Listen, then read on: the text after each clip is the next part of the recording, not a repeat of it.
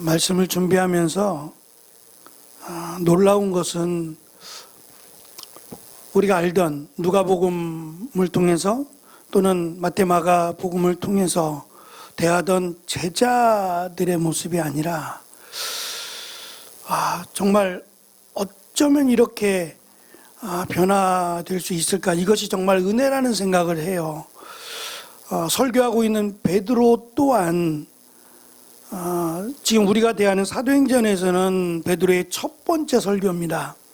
그 전에 베드로가 예수님 승천하시고 나서 이 모인 120명 제자들에게 어떻게 또 설교했는지는 알 수 없어요. 알 수 없지만 성경에 기록된 내용으로는 첫 번째 설교인데, 베드로, 설교하고 있는 베드로 자신도 아마 이것이 은혜라고 하는 것을 저는 분명히 깨달았을 것 같아요. 특별히 베드로의 설교를 마무리하면서 이 설교 전체가 사실은 자신의 지나온 생애라든지 아니면 자신이 무언가 사람들에게 하고 싶어서 하는 말이 아니라 예수 그리스도에 대한 말이 전부예요. 자신이 예수님을 만났고 그 예수님이 전에는 선지자요, 선생님 정도로만 알았는데 하나님이시라는 걸 알았어요. 이게 얼마나 큰 비밀이요 축복인지를 베드로가 깨달은 겁니다. 그리고 이것을 성령의 부으심을 통해서 확실하게 증거가 되었어요. 그러니까 성령의 부으심이 오순절이라고 하는 날에 갑자기 일어난 사건이 아니었던 거예요. 이 성령의 부으심은 예수님이 하나님의 보좌 우편에 앉았다라고 하는 증거로 베드로가 설교를 하고, 이 성령의 부으심 또한 예수님께서 허락하신 하나님의 은혜라고 하는 사실을 베드로는 설명합니다. 그런데 이 은혜가 120명에게 먼저 부어졌어요. 함께 모여서 기도하고 기다리던 120명에게 먼저 부어지고, 지금 오늘 우리가 살펴볼 내용의 설교가 누구든지 먼저는 39절에 보면 여러분의 자녀라고 하는 유대인들 뿐만 아니라 먼 곳에 떨어져 사는 사람들, 이방인들입니다. 이들 모두에게까지도 하나님의 성령의 부으심이 선물로 주어질 거라는 거예요. 그러면 어떻게 성령의 부으심이 유대인들이나 모든 이방인들에게까지 부어질 것이냐에 대한 비밀을 지금 베드로는 설교하고자 합니다. 베드로의 설교는 말씀드린 대로 예수 그리스도의 이 땅에 오심, 그리고 예수님이 우리의 죄를 대신해서 십자가에 달려 죽으심과 죽은 지 3일 만에 부활하시고 40일을 함께 하시다가 승천하시고 우리에게 성령을 부어주셨다라고 하는 내용이에요. 근데 이 말씀을 들은 사람들, 이 말씀을 들으면서부터 그들의 마음에 찔림이 생기기 시작했다 그랬어요. 그러니까 언제부터냐, 이 찔림이 베드로의 설교를 시작하면서부터 찔림이 시작됐다라고 하는 단어예요.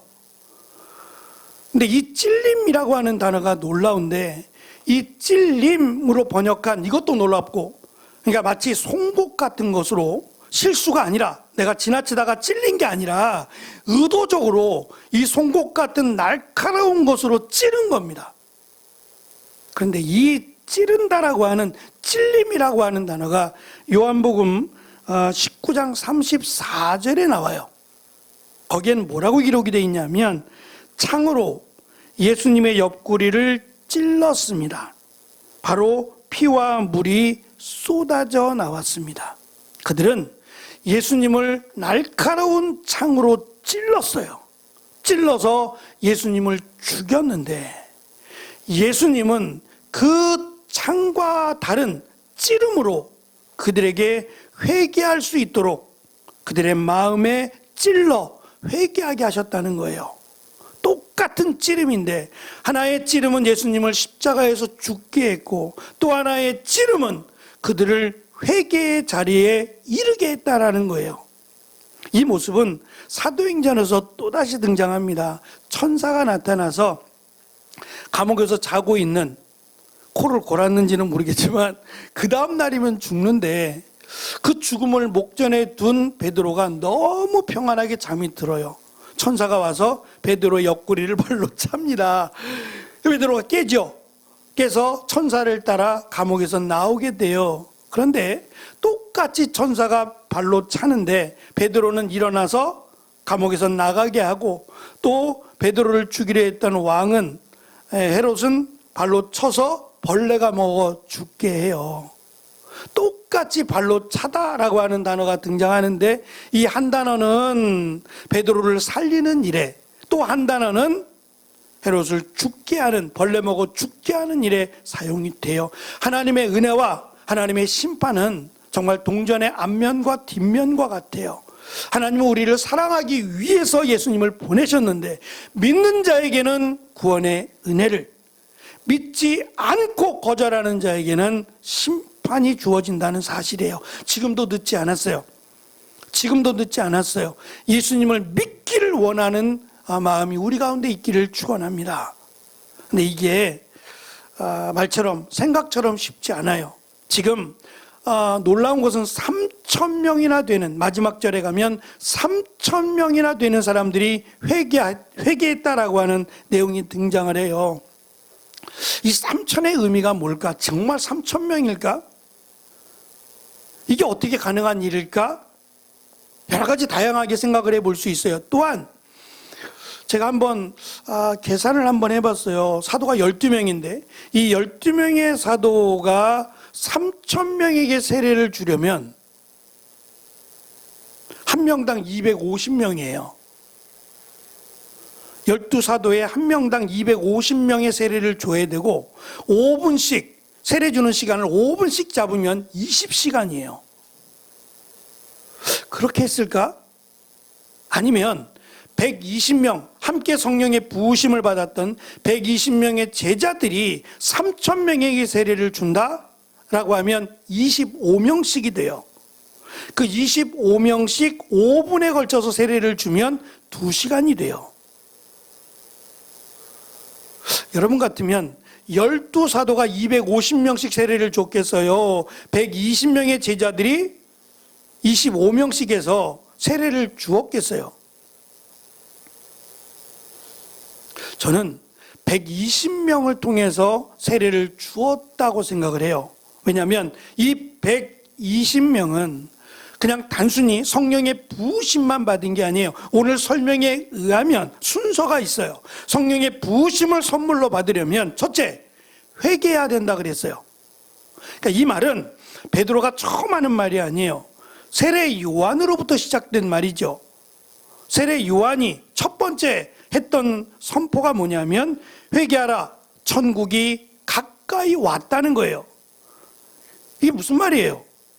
천국이 가까이 왔는데 회개하지 않으면 천국이 의미가 없다는 얘기잖아요. 회개하면 천국이 너희 것이 되고 회개하지 않으면 천국이 아니라 지옥이 너희 것이 될 것이다 라고 하는 짤막한 선포예요. 그런데 이 선포를 듣고 회개한 자들이 있었다 그랬어요. 그리고 세례 요한은 그들을 물로 세례를 주었다고 이야기합니다. 이 세례는 회개했다라고 하는 표식의 세례예요. 이것은 죄사함을 받는 세례는 아니에요. 세례 요한은 죄사함의 세례는 줄 수 없어요. 그래서 이 사람이 회개했다, 진정으로 회개했다라는 것에 대한 표식으로, 증거로 세례를 주었다고 설명을 합니다. 그런데 이제는 예수님의 사역이 시작이 되었고 예수님도 회개하라, 천국이 가까이 왔다라고 하는 바통을 이어받는 것처럼 세례 요한의 사역과 예수님의 사역이 연결이 되어 있어요. 근데 예수님이 말씀하신 회개하라, 천국이 가까이 왔다라고 하시면서 주신 세례는 죄사함의 세례예요. 왜냐하면 예수님이 이 땅에 오신 목적이 우리의 죄를 대신하여 죽기 위해서였어요. 그리고 죽으시고 부활하셨어요. 그래서 이제 예수님을 믿음으로 회개하는 사람들은 구원을 받아요. 그리고 그 증거로 내가 예수님을 믿었습니다, 믿고 내가 회개했습니다 라고 하는 증거로 세례를 받는 겁니다. 그러니까 세례라고 하는 것은 그 앞에 내가 예수 그리스도를 믿음으로 회개했다라고 하는 확실한 증표가 세례여야 되고, 지금 베드로는 세례를 받으면 성령을 선물로 줄 것이라 그랬어요. 근데 이게 세례를 받고 회개하고 세례를 베푸는 예식이 있어야 되잖아요. 그러다 보니까 세례까지는 시간이 좀 필요해요. 회개하고 바로 세례를 받을 수도 있어요. 그렇지만 교회라고 하는 곳에서 세례 예식을 하려면 조금 기간을 정해서 1년에 몇 차례 세례를 주기 때문에 매주 세례를 준다 그래도 매일 세례가 아니기 때문에 내가 월요일 날 회개했어요. 그러면 주일날 예배를 드리니까 한 5일, 6일 정도의 시간이 걸리잖아요. 근데 정말 그것처럼 회개하고 어느 정도 시간이 있다가 세례를 받고 또 어느 정도 시간이 있다가 성령이 임하는 건 아니에요. 이거는 우리가 그냥 하는 말이고 사실은 이게 한꺼번에 이루어져요. 한꺼번에. 무슨 말이냐면 회개하면 그가 당장 세례를 받아도 상관이 없어요. 그리고 회개하고 예수 그리스도를 믿고 회개하면 성령이 바로 임해요. 뭐 테스트를 하거나 시험을 보거나 그렇게 해서 성령이 임하는 게 아니에요. 그러니까 우리에게 있어서 가장 중요한 것은 세례를 언제 받았느냐, 성령을 받았느냐가 아니라 예수님을 믿느냐예요. 예수님을 믿느냐, 내가 죄인임을 고백했느냐. 그래서 어쩌면 저는 이 회개에 대한 부분을 조금 말씀을 드려야 되겠다라는 생각을 했어요. 회개가 뭘까? 단순히 내가 잘못했으니까, 죄를 졌으니까 이 죄를 고백하고 이 죄를 용서해 주세요 라고 하는 것이 자칫 회개처럼 들려질 수 있어요. 그것은 가룟 유다가 예수님을 팔고 나서 뉘우쳤다 그랬죠. 내가 잘못했다. 내가 그래서는 안 되는데 감히 선생님을 제자가 팔다니 있을 수 없는 일이다 하고 괴로워했다 그랬어요. 이거는 회개가 아니에요. 이건 회개가 아니라고요. 이건 뉘우침이죠. 회개라고 하는 것은 나는 구원받을 자격이 없다 해서부터 시작해요. 죄를 얼마큼 졌느냐 안 졌느냐의 문제가 아니라 나는 구원받을 자격이 없다 해서 시작을 하는 거예요. 내 힘으로는, 내 자격으로는 구원받을 수 없어요. 어느 누구도, 세상 그 누구도 구원받을 자격이 없어요. 아기들을 키워보신 분들은 아기들이 언제 가장 예쁘든가요? 예쁜 짓 할 때 예쁜데 일단 자는 모습을 보면 천사와 같다는 얘기를 많이 하세요. 그렇죠? 정말 예쁘죠? 자는 모습 보고 있으면 막 깨우고 싶을 정도죠. 깨우고 싶고 막. 근데 일어나서 하는 짓 보면 원수 같을 미운 나이가 있잖아요. 미운 원수라고도 하지만 그건 하는 말이고, 정말 천사와 같다라고 하지만 그 아기도 자라면서 보면 참 이기적이다. 자기 욕심 부리고 자기 것 챙기고 하는 것 보면 이거 인간은 어쩔 수 없나 보다라는 생각을 갖게 해요. 이것은 인간의 본성이에요. 어쩔 수 없는 연약함이고 인간의 모습입니다. 나이가 들고 내가 조금 더 성장하면서 죄짓지 않고 살아가려고 노력할 뿐이지 그게 인간의 한계예요. 그래서 모든 인간은 구원받을 수 없어요. 그런데 그 인간의 원래 죄, 그러니까 아담과 하와의 유전자로 갖고 온 모든 사람은 아담과 하와의 유전자가 있어요. 모든 인간은 그 유전자로 말미암아 결국은 다 죽어야 마땅해요. 그런데 오직 예수 그리스도, 하나님이신 예수 그리스도를 믿음으로 예수님이 우리의 죄를 대신하여 죽으신 거예요. 내가 죽어야 되는데 그 내 죄를 대신해서 아담과 하와의 그 원죄를 대신해서 예수님이 십자가에 달려 죽으셨다고요. 그것이 하나님의 사랑의 입장에서 보면 모든 사람이에요. 그렇지만 모든 사람이 구원받지는 못해요. 모든 사람을 향한 하나님의 사랑은 맞는데 그 사랑을 인정하는 사람만 구원을 받아요.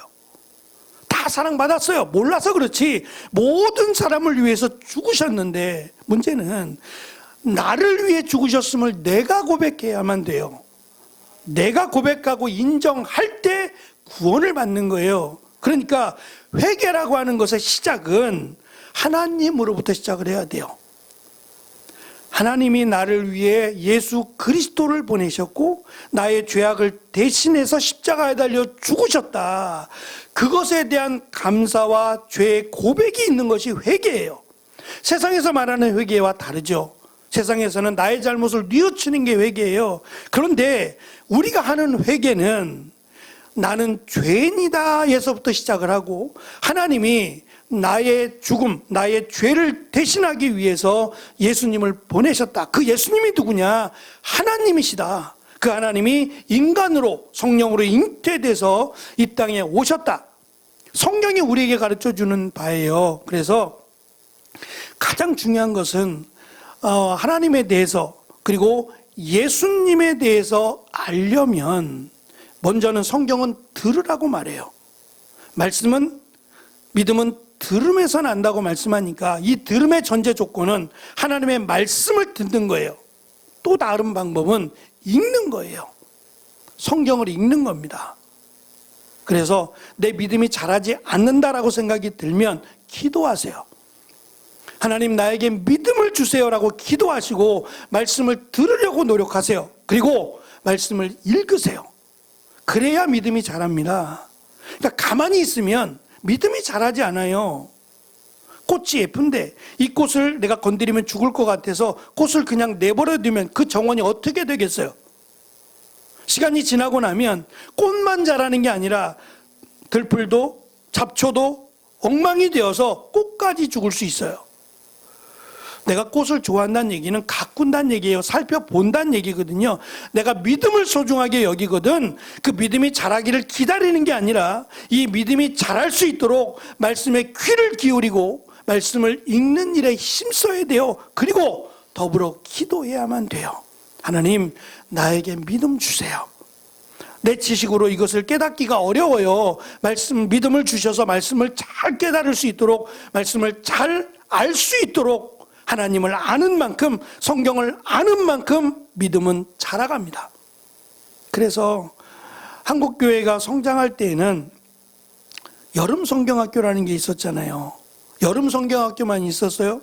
사경회도 있었어요. 1년에 몇 차례씩 사경회를 했어요. 근데 이게 변질이 돼가지고 교회가 성장을 해야 된다. 성장이 목적이 되는 바람에 사경회가 없어지고 부흥회가 생겨버렸어요. 그러면서 어느 때부턴가 말씀보다는 찬양이 더 앞서게 되고 막 큰 소리로 전 나쁘다는 게 아니에요. 가장 중요한 걸 놓치게 되면 하나님의 원하시는 부흥이 이루어지지 않는다는 거예요. 예수님께서 우리에게 가르쳐 주신 것은 교회가 어느 정도 되고 성도가 몇 명이 돼야 구원받는 게 아니었어요.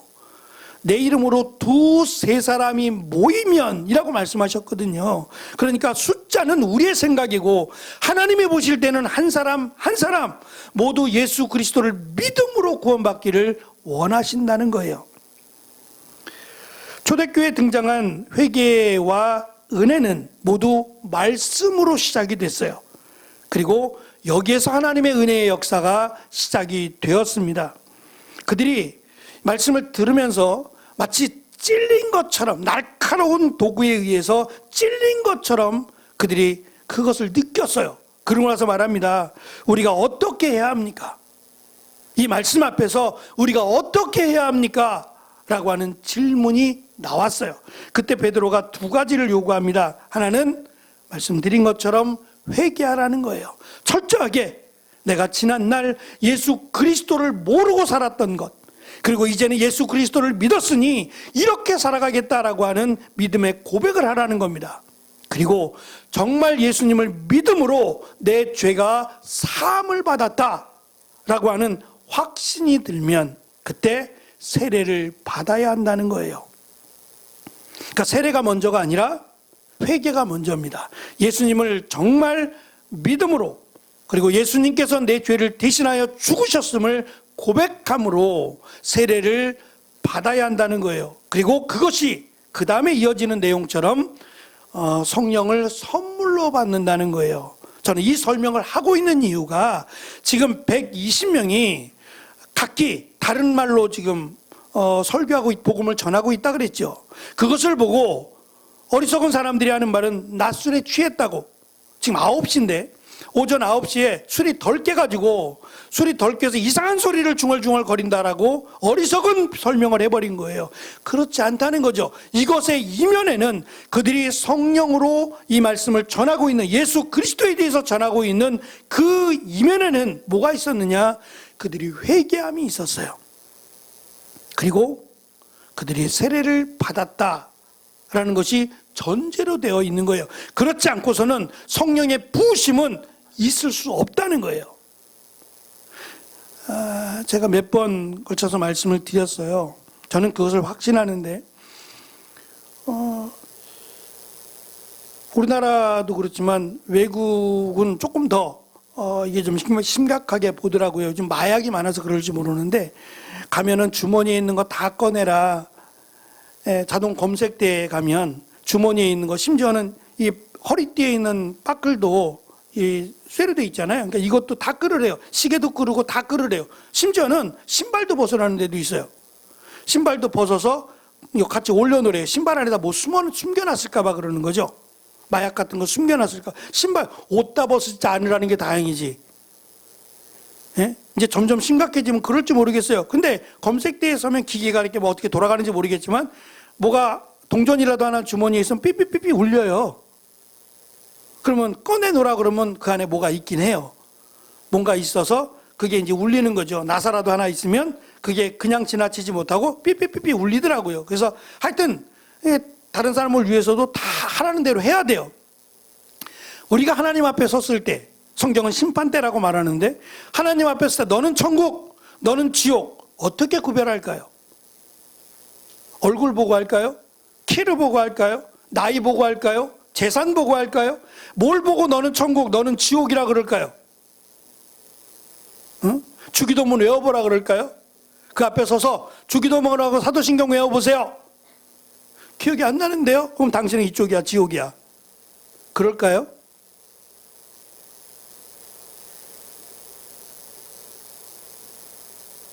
요한복음을 보면 보혜사 성령이라고 특별히 말씀하고 있어요. 이 보혜사라고 하는 말은 재판과 관련된 단어예요. 성령님을 왜 재판과 관련해 설명하느냐?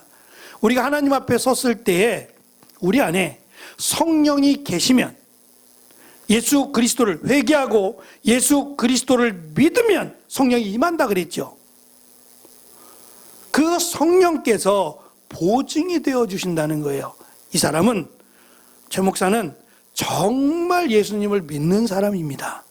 예수님을 믿음으로 회개하고 예수 그리스도를 믿고 세례를 받고 성령을 받은 사람입니다 라고 누가 보증을 한다고요? 성령님이요. 이것만큼 정확한 게 없어요. 그렇죠? 내가 아무리 주여 주여 외치고 뭐 주기도문 외우고 아무리 해도 성경 전체를 암송할지라도 그가 예수님을 믿지 않으면 성령은 임하지 않아요. 그래서 성령이 임한 사람만 구원을 받습니다. 그러니까 죽은 사람에게 성령이 임할 수 없지요. 그렇지 않아요? 죽었는데 어떻게 성령이 임해요? 죽은 사람은 예수님을 믿을 수도 없거니와 죽은 사람에게 성령이 임할 수 없어요. 그러니까 우리에게 이 땅에 사는 동안 반드시 하나님의 나라에 가고 싶다라고 한다면 천국은 있는데 지옥도 있고 이 두 개 중에 하나, 당연히 천국 가야죠. 천국을 가려면 예수님을 믿어야만 돼요. 근데 예수님을 어떻게 믿느냐는 거죠. 예수님을 어떻게 믿어요? 성경에 써 있다고요. 성경에 예수님에 대해서 베드로가 지금 설교하는 내용이 그게 다 아니에요. 자기 말이 아니라 예수님을 어떻게 만났고 예수님이 왜 이 땅에 오셨고 예수님이 왜 십자가에 달려 죽으셨으며 예수님이 3일 만에 약속하신 대로 부활했다. 우리가 그것을 확실히 증언할 수 있다. 그리고 부활하신 예수님을 다 만났어요. 다 만나 주셨잖아요. 그리고 40일 동안 그들에게 성경을 가르쳐 주셨어요. 예수님이 왜 이 땅에 오셨는지, 구약 성경에 어떻게 기록되어 있는지를 다 가르쳐 주셨다 그랬어요. 그리고 나서 승천하신 증거로 성령을 부어 주셨다. 이것이 베드로의 설교입니다. 저는 이 설교가 놀랍기도 하거니와 이 설교를 통해서 우리에게 구원받는 길을 베드로가 설교를 통해서 우리에게 가르쳐 준다고 생각합니다. 그래서 가장 중요한 것은 예수 그리스도를 믿는 거예요. 회개가 그냥 시작되는 게 아니라 예수 그리스도를 믿음으로 시작되는 회개입니다. 나는 죄인인데 나 같은 죄인 살리신 그 은혜에 대해서 감사하고, 내 죄를 대신하여 십자가에 달려 죽으셨으니까 감사하고, 내가 주님 앞에 이제는 새로운 삶을 살겠다라고 하는 다짐과 고백과 그렇게 살지 못했음을 회개하는 모습이 바로 예수 그리스도를 믿고 회개한 사람의 모습이에요. 그러니까 회개라고 하는 것은 나쁜 게 아니라 내가 예수님을 믿는다라고 하는 증거가 수시로 나오는 거예요. 어떤 분은 그렇게 이야기하더라고요. 제가 지금 흰색 와이셔츠를 입었는데, 흰색 와이셔츠가 한 달을 입으면 어떻게 될까요? 그죠? 어디서든가부터, 제가 많이 움직이는 곳부터 색이 변하기 시작해요. 더러워지기 시작하고 한 달, 두 달, 6개월을 내가 이게 아무리 좋아도 6개월을 입어버리면 그때는 빨아도 소용이 없어요. 그것처럼 회개한다는 것은 내가 그때마다 거룩해지기를 원한다는 거예요. 이게 부끄러운 게 아니라고. 목사도 회개하잖아요. 다 회개합니다. 그 정도가 다를 뿐이지, 오히려 회개를 자주 하는 사람, 그렇다고 일부러 그러실 필요는 없어요. 일부러 뭐 시간마다 순간마다 돌아서면 주님 정말 잘못했습니다, 그렇게 하라는 얘기는 아니에요. 적어도 하루에 한 번씩이라도 내가 삶을 돌아보고 하루의 일과 속에서 내가 하나님을 믿는 믿음으로 살았는가, 내가 말하는 것이나 생각하는 것이나 행동하는 것이 하나님이 보시기에 라고 나를 돌아보며 회개할 수 있어야죠. 이것이 그리스도인의 모습이라고 하는 거예요. 그러니까 그리스도인이라고 하는 증거가 회개입니다. 그리고 세례는 2번, 3번 받지는 않아요. 그래서 세례를 받았느냐라고 하는 이야기는 그가 예수님을 믿음으로 회개했느냐라고 하는 것을 증거하는 거예요. 그래서 어떤 분들은 간혹 저 세례 다시 받고 싶어요. 전에는 세례 받으면 다 끝난 줄 알고 그냥 세례를 받았는데, 배우고 나니까 이거 세례는 다시 받아야 되겠는데요, 이렇게 이거는 의미가 아닌데요. 괜찮아요. 중요한 것은 세례가 아니라 예수 그리스도를 믿는 믿음이에요. 그래도 저는 받겠습니다. 받으세요. 2번 받아도 3번 받아도 상관없어요. 근데 그럴 필요가 없다고요. 세례가 중요한 게 아니라 예수 그리스도를 믿는 믿음이 중요하다고요. 그래서 때로는 약식으로 할 때가 있어요. 약식으로, 또는 간략하게. 이 군대 같은 경우는 사람이 많으니까, 군인들이 많아서 약식으로 하는 데도 많아요. 숫자가 뭐 몇천 명씩 되다 보니까 뭐 천천히 할 수가 없는 거예요. 세례만 해도 벌써 몇 시간씩 가야 되니까 그냥 그 군목들, 군 장교들부터 시작해가지고 세례위원들이 쭉 나와서 막 지나가면서 해요. 그냥 제가 그거 보면서 이렇게까지 해야 되나? 라는 생각이 들기도 했긴 했어요. 이렇게까지 이걸 뚝딱 할 필요가 있나? 라는 생각을 갖긴 했는데, 어쨌든 세례도 중요하지만 세례보다 더 중요한 것은 예수 그리스도를 믿는 믿음이에요. 그래서 때로는 병원에 입원했는데 예수 그리스도를 영접했어요. 병원에 입원해서 예수님을 영접했는데 세례를 받기 전에 돌아가셨어요. 세례를 받고 돌아가시면 참 좋겠는데 시간이 안 돼서 세례를 못 받고 돌아가셨으면 구원을 못 받을까요? 그건 아니라고요. 그러니까 세례를 받는 것은 그가 예수님을 믿음으로 회개했다, 그리스도인이 되었다라고 하는 표식으로 세례를 받는 거지, 세례가 먼저가 아니다라는 이야기고, 또 한 가지는 성령을 선물로 주었다는 거예요. 누가요?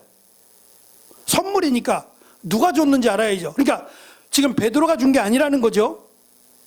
베드로나 120명의 제자들에게 성령이 부어졌어요. 그리고 나서 그들이 놀라운 일을 행했는데 앞으로도 사도 바울도 그렇고 베드로도 그렇고 놀라운 기적과 능력을 행할 거예요. 이렇게 말씀하셨으니까 문제는 성령님은 이들이 주는 게 아니에요. 베드로가 목사가 세례를 주죠. 근데 목사가 주는 게 아니라 사실은 성부와 성자와 성령의 이름으로 받는 겁니다. 베드로가 세례를 줄지라도 이 성령은 베드로가 주는 게 아니에요. 선물은 하나님이 주시는 겁니다. 제가 세례라고 말씀을 드렸는데 성령은 하나님의 선물입니다. 그러니까 선물을 주시는 하나님께서 그가 정말 예수님을 믿느냐 안 믿느냐 모르시겠어요? 사람은 속일 수 있어도 하나님은 결코 속일 수 없어요. 그러니까 성령을 받고 받지 않고는 하나님이 결정하세요. 그러면 그 결정은 하나님이신 예수님을 정말 믿느냐는 거죠. 예수님이 이 땅에 오셨음을, 우리의 죄를 대신하여 십자가에 달려 죽으셨고 부활하셨음을, 그리고 다시 오실 것을 믿는 사람에게 하나님이 성령을 선물로 주신다는 거예요. 이 선물을 이미 받으신 분이나 아직 받지 못하신 분은 사모하는 마음을 가지세요. 이게 이론적으로 설명하기가 참 어려워요. 하지만 기독교의 역사, 예수님을 믿는 그 믿음으로부터, 제가 학교 다닐 때 교수님이 이 얘기를 하시더라고요. 카톨릭이 먼저예요? 기독교가 먼저예요? 카톨릭이 더 오래됐어요? 기독교가 더 오래됐어요?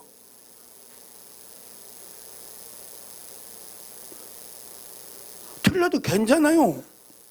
그냥 물어보는 거예요. 어떻게 생각하시나? 라고 했더니 학생들이 카톨릭이요. 카톨릭의 역사가 훨씬 더 길어요. 라고 얘기하더라고요. 이 교수님이 웃으면서 다들 그렇게 얘기해. 하지만 예수님으로부터 시작된 거잖아요. 기독교라는 게. 예수님으로부터 시작됐고 예수님을 믿는 사도들, 제자들로부터 지금까지 내려왔으니 비록 기독교가 연약해진 때가 있었어요. 숨고 핍박을 당하고 연약해진 때가 있었어요. 그래도 기독교가 먼저입니다. 카톨릭은 나중이에요. 카톨릭은 자기들끼리 해가지고 베드로를 교황이라고 섬기고 나중에 시작된 거지, 기독교는 예수님 때부터 지금까지 계속되어 왔어요. 이해가 되시죠? 기독교는 변한 적이 없어요. 변하지 않으려고 노력해야 되고 변하지 않아야 되지요. 오직 예수라고 하는 건 절대 변해서는 안 됩니다. 구원은 오직 예수님에게만 있기 때문에 그래요. 그 어떤 것도 필요하지 않습니다. 그래서 예수님을 정말 하나님으로 믿도록 기도하시고, 그리고 말씀에 많이 귀를 기울이시고 성경을 읽으세요. 성경을 자꾸 읽으세요. 그래야 믿음이 생겨요. 그리고 그 믿음에 하나님은 살아계셔서 말씀은 살아있다고 말씀하시니까 살아계신 하나님의 말씀이 나를 그리스도께로 인도할 겁니다. 그래서 세상적인 것에 귀를 기울이기보다 하나님의 말씀에 귀를 기울이면서 하나님께서 나를 하나님의 백성, 하나님의 자녀로 삼아 주시기를 그렇게 기도하고 또 그 은혜가 임하기를 소망합니다. 끝으로 이 성령이 임하셨다라고 하는 이것은 결국 하나님의 임재를 의미하는 건데, 이 성령이 우리에게 임하셨어요. 나에게 임하셨다고요. 이게 무슨 말이냐면, 전에는 하나님의 임재가 회막에, 성막이라고 하는 회막에, 그리고 성전에 임했어요. 근데 이제는 하나님의 임재가 각각 개인들에게 임했어요. 성령 하나님이 각각 개인들에게 임함으로 내가 성전이 됐어요. 그래서 성경에는 술 먹지 말라는 얘기가 없는데, 성경에는 담배 피지 말라는 얘기가 없는데 라고 말씀하시는 분들이 있어요. 우리가 성전이에요. 성령이 우리 안에 임하셨고 우리가 성전이라면 이 성전을 어떻게 세워가야 돼요? 거룩하게 세워가야 되죠. 술 먹는 것이 거룩하냐? 담배 피는 것이 거룩하냐고 물어보면 답이 돼요. 술 먹어도 천국 갑니다. 담배 피워도 천국 가요. 간다고요. 그러나 지나치면, 중독이 되거나 지나치면 이건 고민해 봐야 돼요. 이왕이면 좋은 것으로 중독되면 얼마나 좋을까요? 왜 안 좋은 것으로 중독돼요? 그것 또한 그리스도인의 모습이 아닌 거예요. 그러니까 나를 거룩하게 지켜야 될 이유가 내 안에 성령이 임하셨기 때문이에요. 그것을 선물로 주셨는데 그 성령을 더러운 것들과 함께 할 수는 없잖아요. 그래서 거룩한 성전으로 세워가기 위해서 기도함과 말씀과 찬양으로 내 안을 가득 채워가야 합니다. 이것이 앞으로 하나님께서 역사하실 준비를 하는 것이다 라고 생각합니다. 어쨌든 회개라고 하는 것은 부끄러운 게 아니고, 또 이 회개가 세상에서 말하는 잘못에 대한 것이 아니라 예수 그리스도를 믿음으로 죄인인 내가 하나님의 자녀, 하나님의 거룩한 백성이 되었음을 가르쳐 주는 것이기에, 이제는 하나님 앞에서 내가 말씀대로 살았는가를 살펴보고 그 말씀대로 살기 위해서 노력하는 그 몸부림이 저는 회개라고 생각해요. 그래서 회개함과 또 말씀대로 살아가는 삶으로 우리 안에 임하신 성령께서 나를 다스리시기를, 성령께서 지금도 말할 수 없는 탄식으로 우리를 위하여 기도하신다고 말씀하고 있어요. 그러니까 성령님을 의지하면서 우리의 믿음이 더욱 돈독해지기를 기도하는 저와 여러분이 되시기를 간절히 축원합니다. 기도하겠습니다.